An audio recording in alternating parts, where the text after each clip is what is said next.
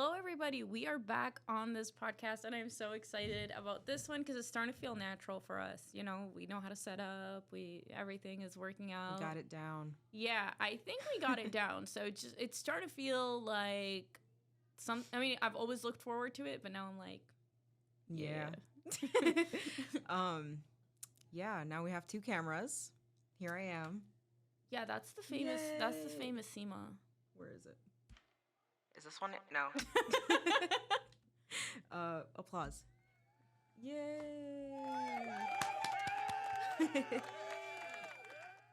Okay. Anyway, enough about me.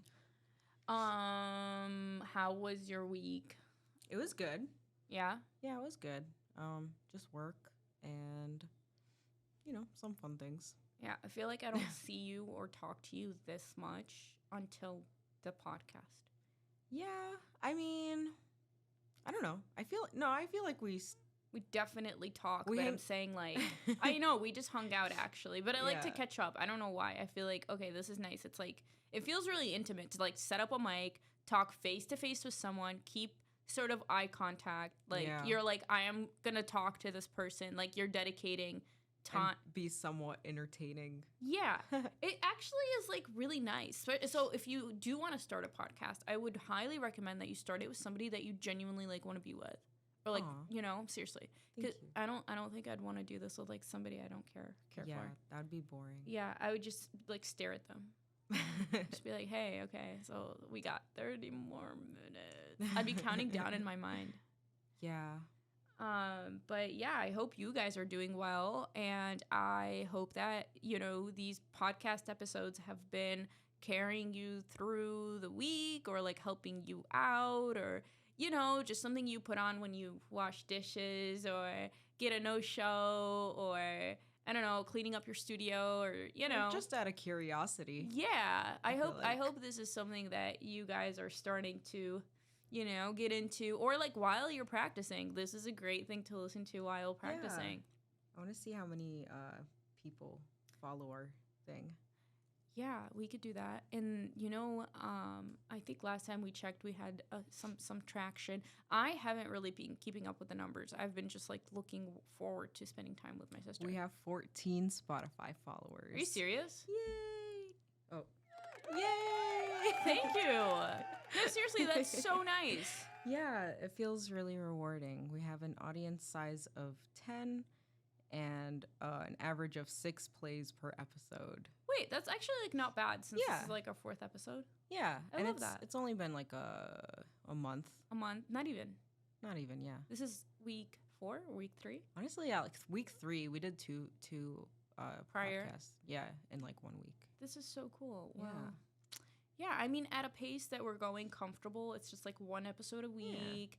Because, like, I think when I first wanted to start a podcast, I was like, we got to do it twice a week. Yeah. Because I was like, I'm like, you need the episodes. Like, how is it ever going to grow? And I was being a little impatient. Yeah. And now I'm like, okay.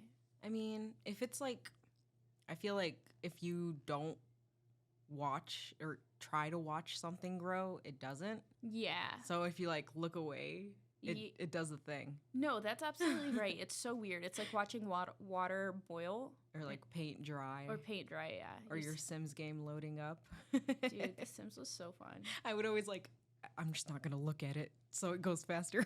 Oh, that's funny. That's like a core memory. Yeah.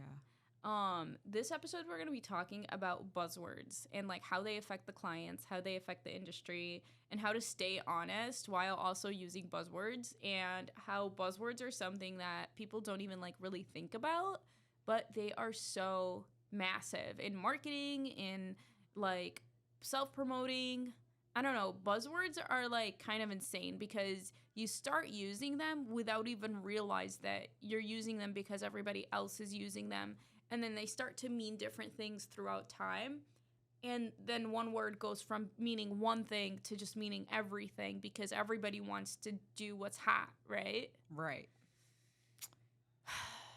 Yeah, there's a lot of that in permanent makeup and tattooing too. I think we're gonna talk about the one. So this whole episode started out with like, I wanted to do the difference between micro and nano because a lot of people keep getting that mixed up. But then I was like, where did that even like really originate from? Like, why are people getting that mixed up? Or like nano and nano? Because like now we have so many nanos. Right. And it's like, like, how did that come about? And it's like, I looked at different industries and tried to study, okay, like, why is it that something gets hot? Not everybody learns how to do the thing, but everybody says that they're doing that thing. So this happens all the time. So that's why I want to talk about like some PMU buzzwords that like there's a story. Like there's always a story behind the buzzword too, like how it started, how it evolved, what it became. Okay, do you want me to tell you the story about the whole like micro and nano thing? Yeah. Okay, so you guys get ready, get some popcorn. Yeah. Okay. So okay, first of all, like I think in 2014 microblading became a hot thing, right? Cuz Brows was doing it and it was I don't know, it was like just the coolest thing. Everybody was microblading. And I remember that at the time when everybody was microblading, people started doing like regular powder brows. Seriously. And they would just call them microblading. Like everything was microblading. Like I even remember the older woman that couldn't even speak English. Like we used to work at my mom's salon. And for the longest time, she had a clientele that was mainly from like overseas. And they didn't speak any English, but they knew the word microblading. So they would come in and say like, do you do microblading? And then there was people that literally called it microbalding. Microbalding, like that was a thing. You know, and they never wanted to say tattoo. So we actually did do microblading, so we would say yeah. But they had no idea what they're really asking for. They just thought that they wanted... We still get a lot of clients that, you know... don't even want microblading, but will still say the word microblading. Yeah, they'll come in and be like, yeah, I just want like a very natural, like pixel eyebrow, and you just can't achieve that with a microblade. So no. Like I remember this one lady actually 2-3 weeks ago. I don't know if you were there, but there's so we're in a building full of other artists too. So there's like a ton of people in this building, and it's like a collaborative, really cool space. And so one of the artists down the hall, she sent a person that had just recovered from cancer for us to try to help her. She had absolutely no eyebrows, and she was terrified of needles. So she sent her over to get microbladed, and she explained to her that microblading is less invasive than tattooing. And she says, it's temporary, because that's the reputation about microblading, right? It's like temporary, da-da-da.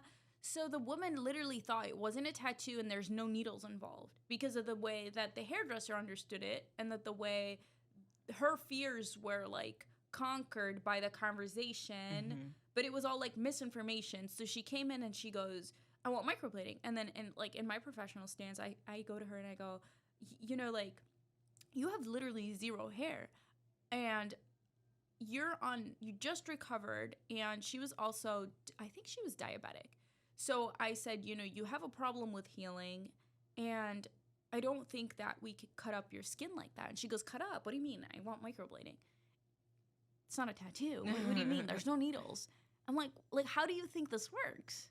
You know what I'm saying? So she just wanted the word microblading because it was like popular and trustable, but she didn't know anything about microblading. Yeah. So I told her, I'm like, we could do Nano Brows. It'll be with this and that. And I think she was so terrified of needles.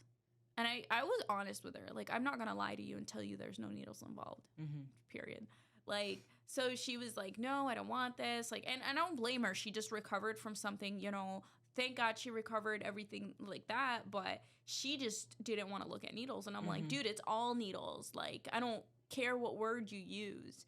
But I think that ends up happening with buzzwords. Yeah. It's like people want the word, but they don't know what the word means. It's just the word is everybody's getting that word. So that kind of happened. So for a second, everything was called microblading. Like, you want to get anything, you go in, you ask your brows microbladed, you might get combo, you might get whatever technique. It's just like in 2014, microblading was the word. Now it's nano. Everything is nano. Microblading is nano. Nano is nano. Everything is nano. Nano So, blading. Nano Blading, Nano Brows. Pixeling. And I feel like I feel like it's all my fault.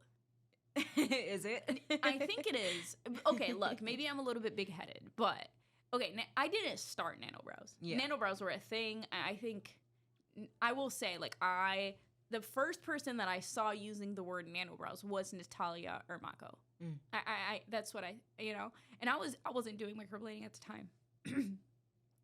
And I thought she was so badass. And I thought that James Olea from Brazil was so cool too. And they were doing nano. And I was like, holy crap, I have to learn this. So I like did the webinars, I did all the stuff, and I'm like, okay, well, I got it. Because like I could draw. I could draw, I could look at something and I could draw it. Like I can look at my sister, look at her features and draw my sister. Like I don't do it because I don't feel like it. No one's paying me to draw my sister, but I had a big clientele and I just wanted to give them, I liked the way her W brows really looked. I think that really inspired me in the beginning. And so, I started, messing with it and whatever. I got it down, started offering it. And it was called Nano because it was like a single needle and that was called Nano. So then this is why I think it's my fault, because after I learned it, and then after I learned it, and then we had a Nano Brow class, and we started running advertisements on Nano Brow class, and we read, I think about like 2 million people saw it in the industry.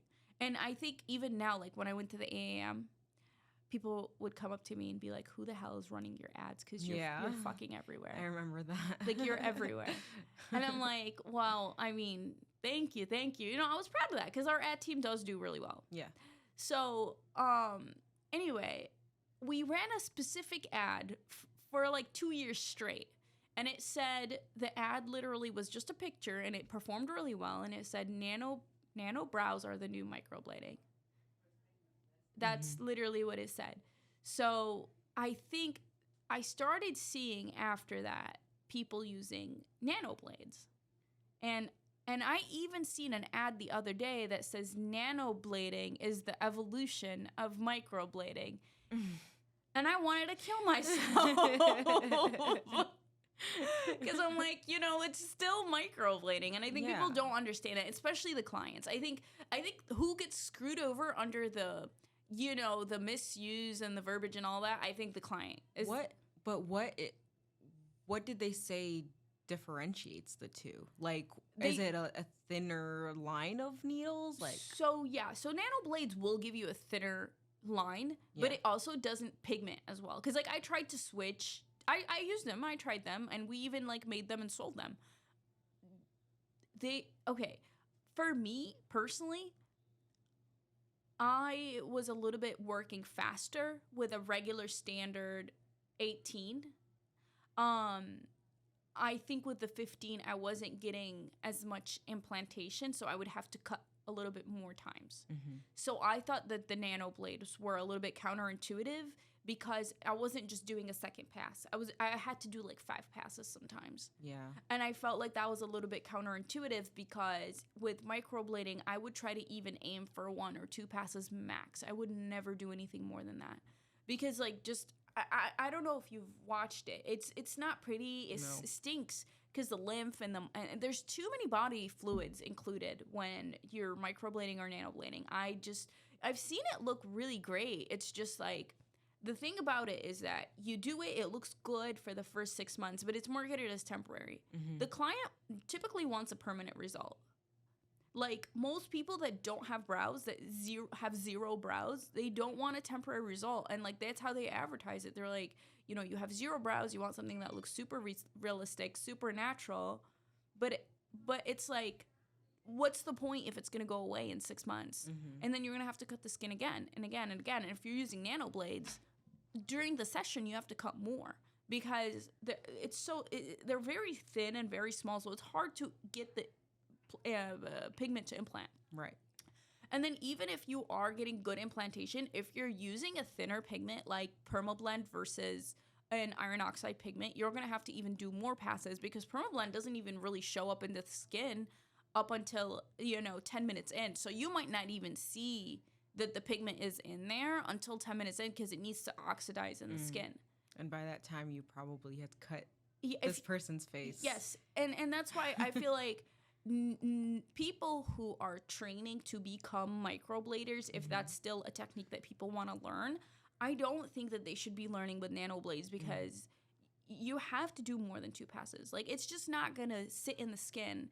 And then I also think that microblading is like a little bit easier to learn because the blade is a little bit thicker, so you have more stability. So, and I also think, like, I don't know what it is about the permanent makeup industry where they always assume that, hey, close the door.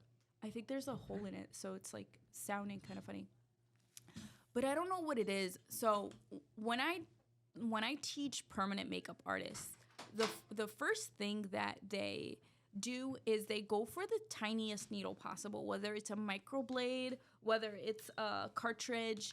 They just always assume that the smaller the needle, the less the trauma. And that is completely bizarre because the smaller the needle, the more the trauma, period.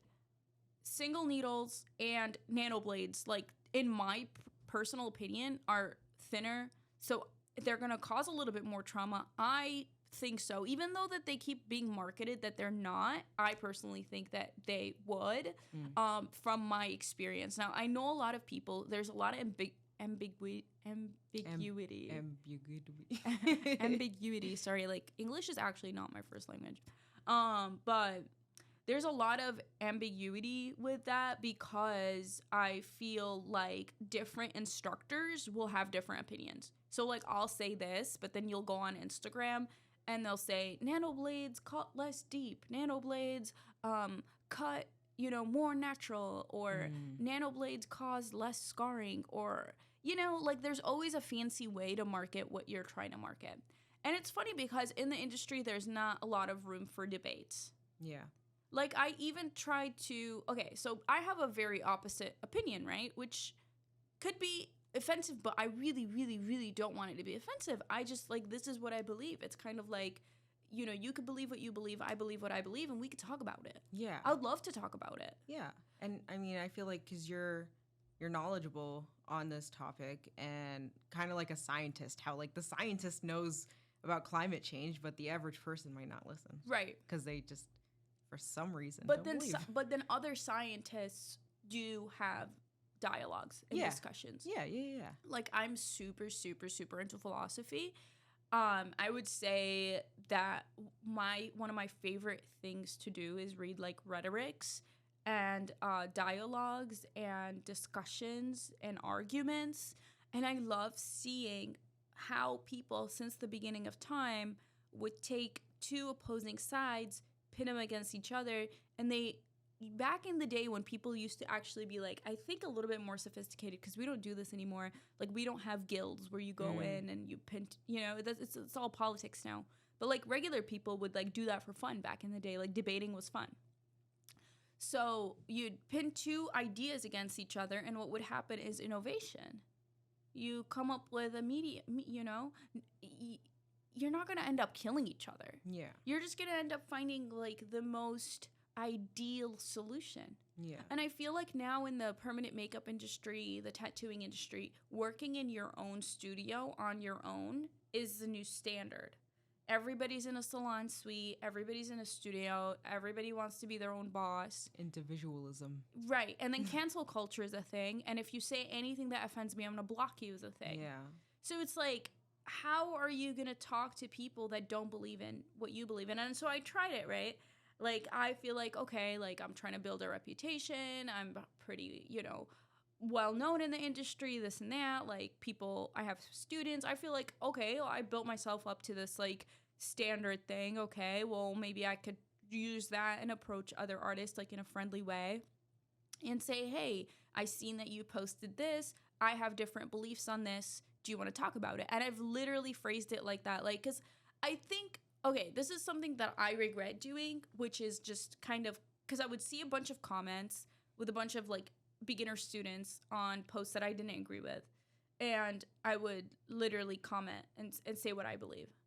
which I thought that I was just participating, just like how everyone else is participating. But I didn't know that when you're actually knowledgeable about something, that your participation is different. Especially when you have like authority or like you have some sort of expertise in the field, like your participation might look like an attack. So I was like, okay, fuck it. I'm not going to comment on people's shit anymore. I don't want to like make somebody feel bad. So then I was like, okay, you know, next time something comes up, maybe I'll just shoot them a direct message. And I've shot 3 people direct messages about why would they say something like for example, Nano Blading is the evolution of microblading. Why would you say that? To me, it doesn't make any sense because you're still using, like, we make microblades, like, we make nano blades, and they all look the same. Like, I have a nano blade right here, and it's not the evolution of nothing. It's just a smaller fucking blade. That's like me doing a tattoo, using a different cartridge, and calling it a tamu. A tamu.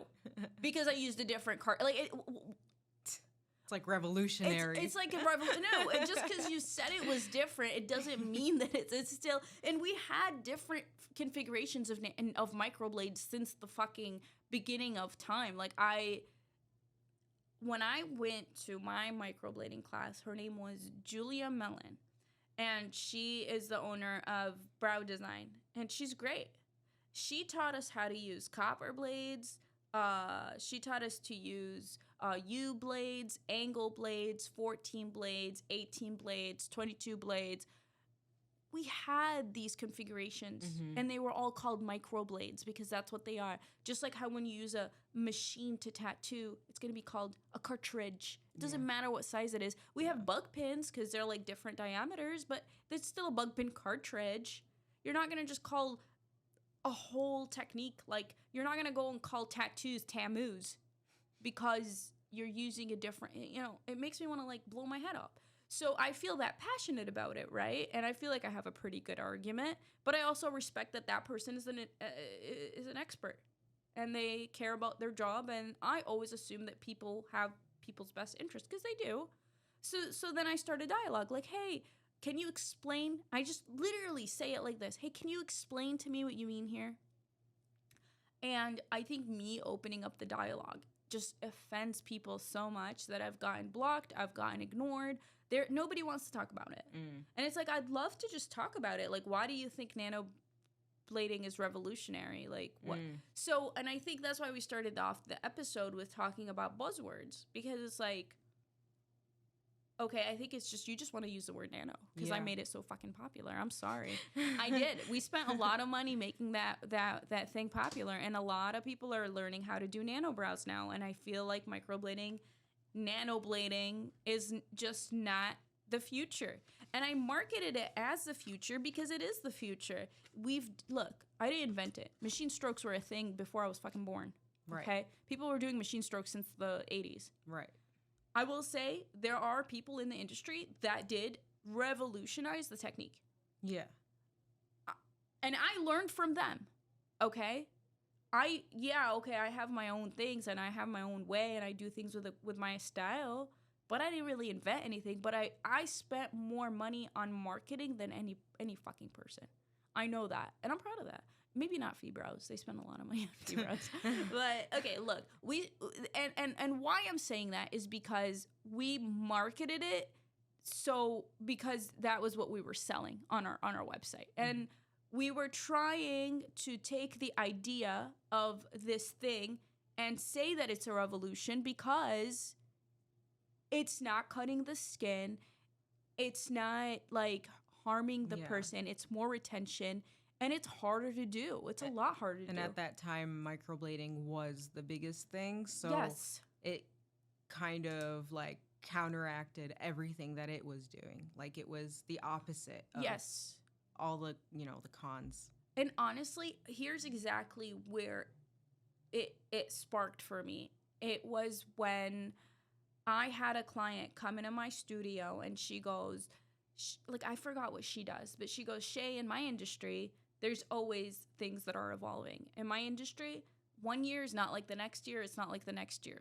She literally blatantly said, you've been doing microblading for 5 years. What's new? what's new in your technique? Like, do you guys grow?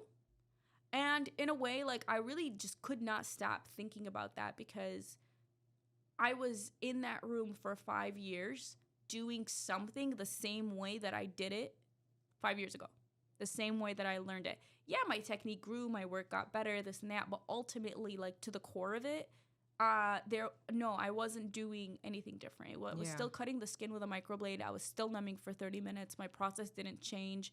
All the things that annoyed the shit out of me, I never fixed. The healing was still the same. And look, I was a very successful microblading artist. Like, I've seen people insult people that switched from microblading to nano by calling them, like, failure microblading artists. And these were experts. Oh. Which I was like, no, I was not a failure. I was making 6 figures. How about, how about growth? Yeah, how about growth? Yeah. How about learn something new, right. Actually. So, sorry guys, I had to get a sip. But, anyways, so when that client asked me that, I went online, and the first place that was so innovative to me was Brazil. Brazil was doing the EMEA stuff before American artists ever really picked it up. It wasn't really popular in Russia. It wasn't really popular in China. Brazil was like a hut. There was so many people there. So I started, like, learning, even in different languages. Like, they would speak Portuguese. So I started learning, whatever. I did it. And I wanted to show this specific client. I'm really competitive in that way. But I wanted to show this specific client that we do grow as artists. Because I think it's so insulting to me to know that I am a person who doesn't evolve. It just hurt my feelings on a spiritual level. No, it really did. Because, like, I look at myself as an innovator. I've always looked at myself as an innovator. And yeah, I was young, but at the same time, I wasn't that young. Like, Bill Gates built a computer when he was 21. Like, it doesn't matter how young you are. There's always room to make something new. Mm-hmm.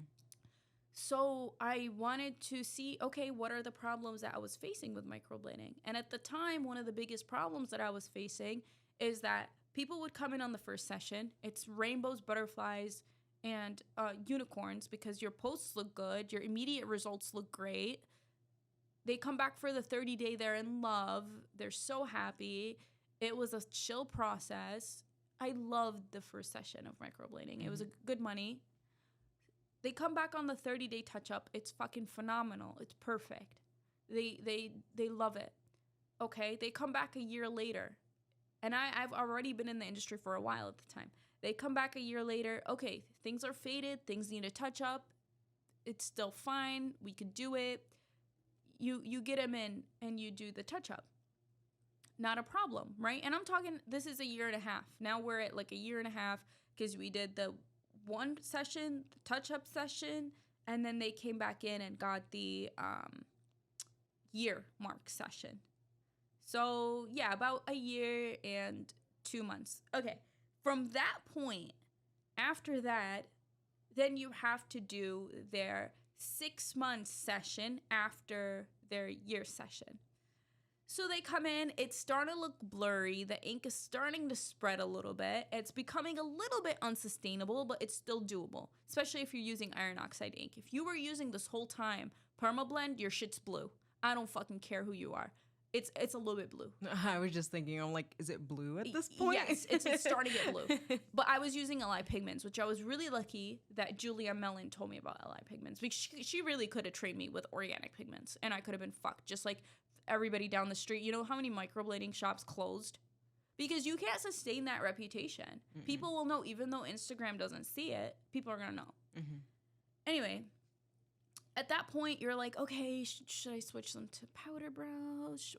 What am I going to do? The strokes are going to start to blur. So as a microblading artist who doesn't know how to do anything else, you're going to do a touch-up.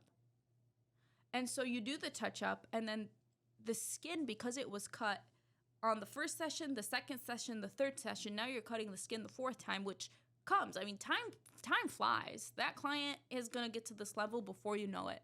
Mm. And especially if you've been doing it for 5 years, at this point, if all of your clients are at this part of their cycle, you're looking for a solution. I'm sorry. So anyway, you're looking for a solution. You do the touch up. Now, because the skin has been cut so many times, what's going to happen is that it's going to go from needing a touch up at 6 months. Now it needs a touch up every 4 months. So it starts to go down because the skin stops absorbing the ink as well. So you do the touch up, then you're going to get the call that everybody gets and nobody fucking talks about. Sorry, I'm cursing. I'm just so passionate about this. Okay, I gotta cool down. Okay, so then you get the call that every client's gonna call you and be like, hey, Shay, my strokes don't look as strokey, which I don't know if that's a word, but my strokes don't look as vibrant. I don't see as many strokes, and I feel like it faded faster than it normally does. Then you think there's something wrong with you. Nobody talks about this, but then you start getting the clients coming to you like, hey, I got my brows done at so-and-so, and this started happening. And then you think in your head, she's coming to me because she thinks I'm an expert that doesn't get this issue, when really, she's just at the phase that everybody's at. Because you always blame yourself. Like, we're so hard on ourselves.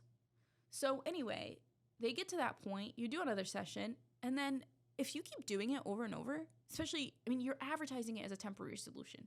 Clearly, this person doesn't want a temporary solution. Clearly, they're coming back for touch-ups. They want their brows. Yeah. So it's like, okay, it's time for something different. So at that time, that's when I started switching people, if I could, to laser and then nano, or then just directly nano if the brows were still, you know, like a light orange, because it was like an iron oxide pigment. But yeah, it becomes very frustrating. And that process doesn't change with Nano Blading, honey. It doesn't. It's the same. So yeah, that's kind of the story of Nano. Yeah. I think we'll do like 10 more minutes though. Okay. Sorry, we're going to extend this episode because I got too passionate and kept going on. But yeah, so that's actually why I started freaking rooting and campaigning for Nano Brows, because I knew that other permanent makeup artists are pushing for this. Other permanent makeup artists were going through what I was going through, but it's like a silent battle. Yeah. It's a silent battle that nobody talks about. But now, luckily, people are entering the industry with more information. There's way more online classes than there ever were. Oh, definitely. And this stuff, I mean, you don't have to go through this stuff if somebody just tells you. Yeah. Like, this is how 1 year went. This is how 2 year went. But seriously, though, the dialogue in this industry, it needs to become more, because we can't just talk at conferences. Like, and at conferences, people are on their best behavior. You're not really meeting them. You're meeting their really polished self. You're meeting their really great presentation. You're not meeting the, holy fuck, this happened at the studio today. Everybody has a fucking story, dude. Like, you don't have to front. Nobody has like one perfect career where nothing bad ever happened. And I feel like those are the reasons and times that we learn, is when shit hits the fan. Like, for me, it was all my clients being at the cycle of needing their 5th touch up, and I'm like, shit, well, they clearly want a permanent solution. My strokes are blurring together. What do I do? And that's how I gave birth to my nano brow career. And so it's like, if I never told you that via podcast, you would have never known about it. True. And it's like, those are the little key things that make an industry grow, make careers grow, make people grow. And it just takes a little bit of dialogue, man, because you don't have to go through it to know what I know. So, yeah. Yeah. Do you want to talk about, like, buzzwords, like, to finish off the episode with, like, something fun we want to do together? Okay. We told it, hey, can you come up with different words we were using in the industry in the 80s or 90s? Just to kind of remember, like, things that used to be popular that everybody was selling. Yeah. What is it? No, go ahead. No. What were you saying? Oh, I know. I wanted to say that before the episode too, I told my sister, I'm like, even in the hair industry, like, balayage meant something so different. Like, when balayage first came about, it had nothing to do with, like, money pieces. It was just, like, highlights all over the hair that were really thin. Yeah, that's what because when you said that, I was like, isn't that just, like, another word for, like, highlights? Yeah. Small highlights. Well, yeah. And then like 2 years later, balayage started to mean ombre balayage. And then I don't know if you guys remember the phase in hair where everybody didn't fucking know what to call their technique. So we had a bunch of like ombre balayage. You know what's funny? What? There's one in the tattoo world, like the body art tattoo world. What is that? It's called cyber sigil. So it's basically like traditional, but it's like more edgy, I guess. And they call it cyber sigil because the person, I guess, who got popular doing it, his username on TikTok was literally like cyber sigilism or something like that. And that's just what he called his art. Yeah. So that like caught on, and people are like going into tattoo shops and be like, I want cyber sigil, or like cyber sigils or whatever. And the tattoo artist is like, what is that? Yeah, I never heard of it, to be honest. I don't want to sound like a boomer, but I never heard of that. But no, it's like a Gen Zer type tattoo. So they gave birth to that word, and now they're going around asking for cyber sigil, and we're like, what the fuck is that? Yeah. That's funny. Yeah.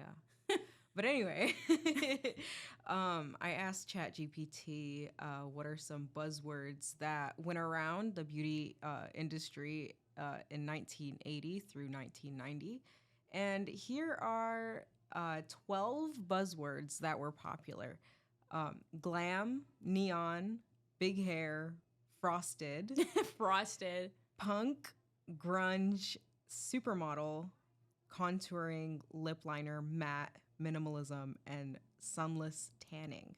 So are you telling me we're in the 80s right now? I mean, they do go around. I also looked up what buzzwords were going around in 2010 through 2020. Contouring, highlighting, clean beauty, organic, natural, Oh, wow. vegan, cruelty-free, K-beauty, BB and CC creams, sheet masks, micellar water, microblading is on there. Wow, you guys, we made it. Glass skin, self-care, DIY, sustainable and zero waste, and influencer. Wow. Is there any eras you want me to look up? That's actually really interesting. It is.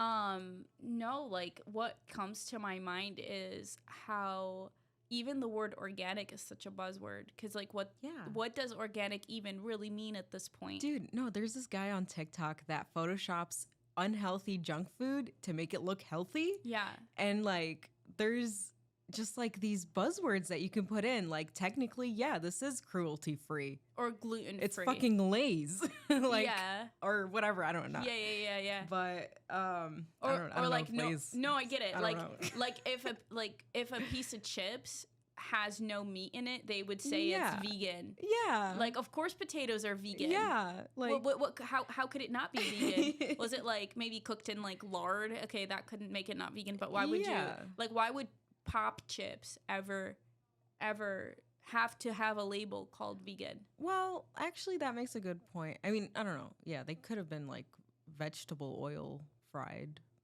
But that's still vegan. Yeah. No, I know. I'm saying like what would be non-vegan chips? I guess fried in pig fat. Yeah. Which I never like who does that except like Texas. Yeah. No. I don't know. I don't want to call Texas out. Get canceled. I think one time I went to, what city did I go to? It was Nashville. Oh my God. I went to Nashville and everything was fried. Really? Dude, yeah. I couldn't order anything off any restaurant menu. I don't think I ate for 3 days. I mean, they say the food in Nashville is really good, but it was like every restaurant I went to was very hard to heavy. order. Yes. Yeah. Yes. I'm looking up, this is the final one. I'm looking up the buzzwords between 1920 to 1930. Ooh, in comparison to influencer and cruelty free. Okay, let's see. Yes. The first one, flapper. In beauty? Yeah, in beauty. What the fuck's a flapper? The term flapper referred to a new breed of young Western women in the 1920s who wore short skirts, bobbed their hair, listened to jazz, and flouted social norms, including those of expected beauty standards. Wait, that's kind of cool. Like, you've never seen a flapper before? No. They're like they wear the dresses. Well, I know what a flapper is now. That you gave me the definition, I could picture a flapper. Bobbed hair, rogue, cupid bow. You mean Cupid's bow? rouge? Rouge? Like lipstick? Oh yeah, I guess rouge. I don't know. They're spelled the same. English is weird. Yeah, it's also not our first language. Kohl Kohl. Kohl is on there. Oh, Cool. Kohl. Yeah, Kohl is actually an Arabic word. Yeah. How funny that I was just saying English is not our first language, so they're like, here, bitch. Here's Kohl. your first language. Finger waves, Clara Brows, or no, what? Clara Bow. Huh. A popular actress. Maybe she's a woman. She was like the it girl. Okay. Permanent waves and Hollywood glamour. I feel like Hollywood glam definitely came back as a pop term in like 2010. Yeah. Like I remember even Charlotte Tilbury has a Yeah. collection called Hollywood Glam, Yeah. and I bought it. It's amazing. It's really good. But that's cool. Like we get to see a little bit of a time capsule. Yeah. Kind of. I don't know. ChatGPT is so Dude, cool. do buzzwords and permanent makeup. I wonder Okay. if ChatGPT is gonna get that like nuanced. Do you guys want me to sing for you as she does it? Okay, I won't. It's coming up. 1, microblading. Powder brows, ombre brows. Nano's probably not even on there, huh? Did you want me to put like a specific year or just? Yeah, year. Okay. Like from 2010 to 2020. From 2010.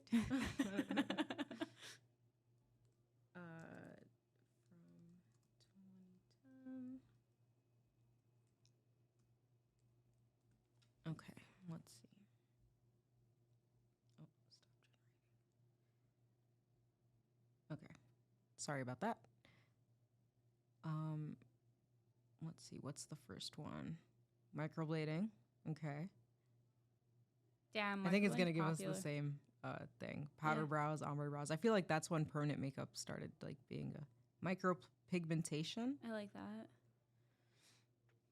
Mm-mm-mm. Is this still generating? Yeah, it does. We're in such a niche, guys. We really are in such a niche. Lip blushing, Oh, lip blushing. semi-permanent makeup. Yeah, I hate that word because it doesn't really mean anything. That doesn't exist. All permanent makeup is permanent.